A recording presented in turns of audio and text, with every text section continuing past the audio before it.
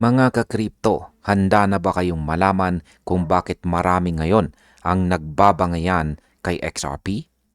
Sa kabila ng hype sa mga bagong XRP ETF, hindi naman agad sumabog ang presyo tulad ng inaasahan. Pero ayon po sa isang pundit, may narrative na unti-unting bumubuo para sa isang full price explosion sa mga susunod na buwan. Kung gusto mong malaman kung paano po nagkakaugnay ang mga ETF at presyo ng XRP, manatili ka po sa video na ito dahil susuriin natin ito ng detalyado at malinaw. At ayan, simulan po natin sa ating unang katanungan kung ano po ang nangyari sa XRP ETF at paano po ito nakakaapekto sa presyo. Sa XRP po ngayon ay may apat na spot ETF at dalawa po rito ay ang Grayscale at Franklin products. At kamakailan lamang po ay na-launch ang mga ito nitong November 24. Habang ang una ay nag-debut noong November 13 at sa kabuuan ang apat na ito ay nakatanggap ng cumulative net inflow na $586 million na mas mataas pa sa kabuuang inflows ng 6 na sula na ETF kahit na mas late po silang pumasok sa market. Ngunit kahit na ganito po ang numero, hindi naman agad sumabog ang presyo ni XRP. Pagkatapos pong na-launch ang Canary Capital XRP ETF noong November 13 at ang Bitwise product isang linggo matapos nito, nagpatuloy po ang pagbaba ng presyo kasama ang buong market. Bagaman nitong nakarang linggo, nakakita po tayo ng impressive na rebound.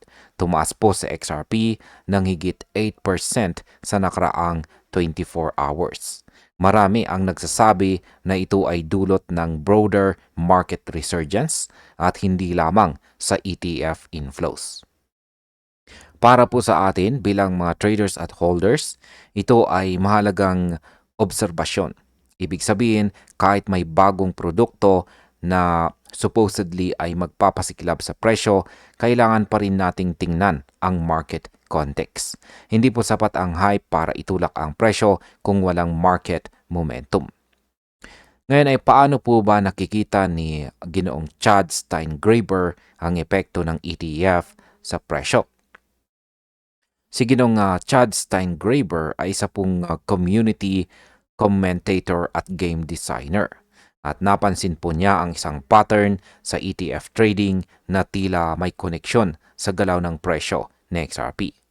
Ayon po sa kanya, tuwing trading hours ng ETF, bahagya ngunit consistent na tumataas ang presyo ng XRP. Mas na nakakaakit po dito ay sinabi niya na kapag nagsimula ang trading hours, tumataas si XRP ng mga cents lamang. Pero ito ay nagbibigay po ng impression na napaka-phenomenal ng performance ng XRP ETF. Para sa mga traders, ito po ay parang maliit na signal na maaring magbigay ng confidence boost sa market. Kahit maliit po ang galaw, ang perception na gumagana ang ETF ay nakakaapekto po sa market sentiment.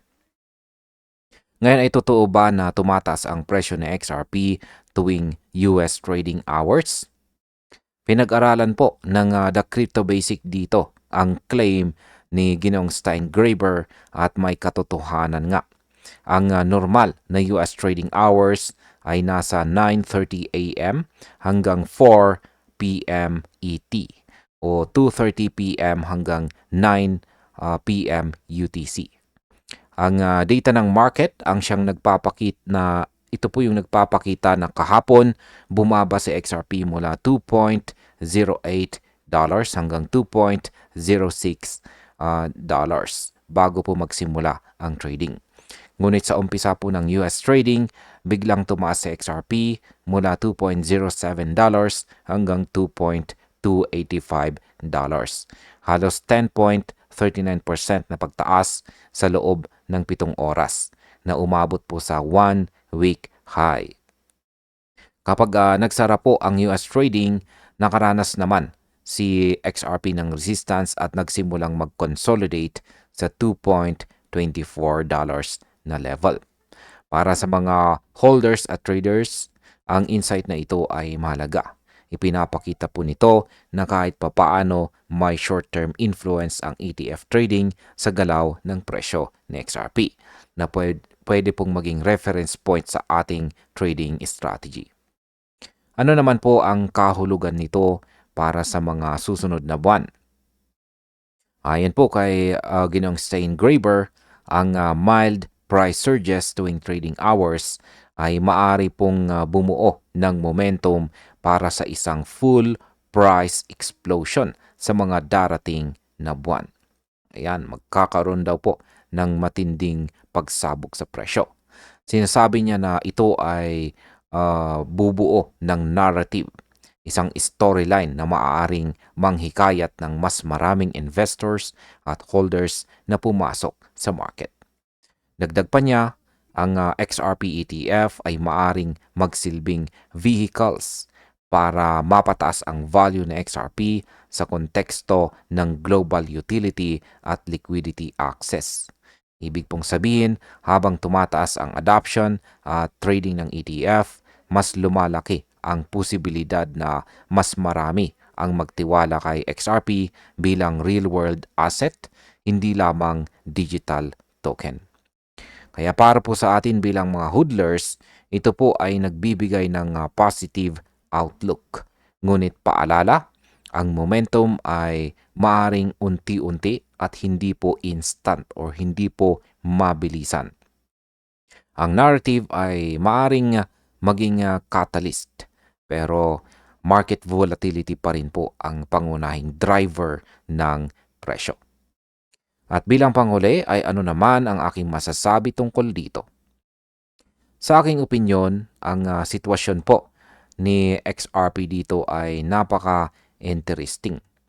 Kahit na sumabog agad, kahit hindi po sumabog agad ang presyo sa post-ETF launch, malinaw na meron pong structural influence ang mga ETF sa market.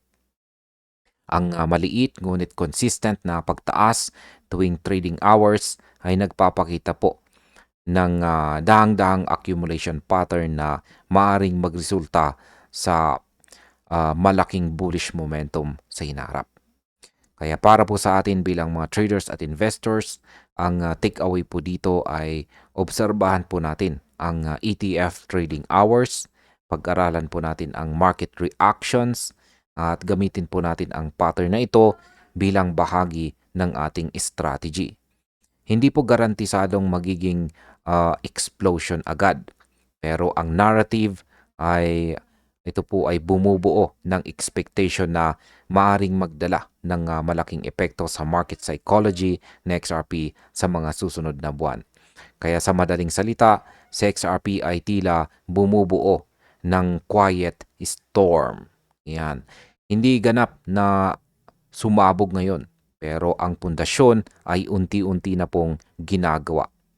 Kaya para po sa mga risk takers, ito ay isang strategic window na maaring pag-aralan at samantalahin. At ayan, hanggang dito na lamang po tayo sa video na ito mga ka-crypto. Maraming salamat sa panonood.